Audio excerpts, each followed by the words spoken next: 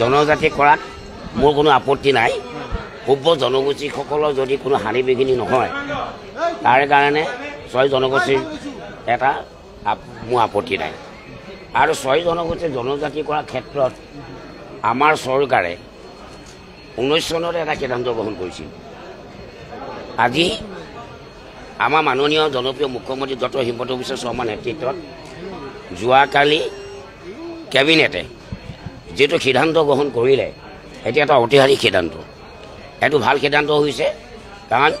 ছয় জনগোষ্ঠীক জনজাতি কৰাত কোনো আপত্তি নাই আৰু এতিয়া এটা কথা ভাল হ'ব যে যদি অসমত ছয় জনগোষ্ঠী যেতিয়া জনজাতি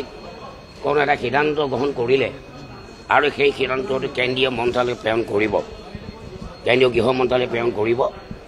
হওক জনজাতিসকল আৰু লগতে মোৰ ব্যক্তিগত মতামত যেহেতু ছয় জনগোষ্ঠী জনজাতীয় কৰণৰ দিশে আগবাঢ়িছে আৰু অসমখনক এখন জনজাতি ৰাজ্য হিচাপে ঘোষণা কৰাৰ কাৰণেও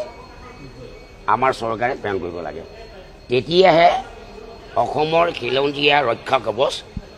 অসমৰ জনজাতিসকল ৰক্ষা কৱচ আৰু অসমৰ জাতীয় খিলঞ্জীয়া ৰক্ষা কৱচ ভাল হ'ব।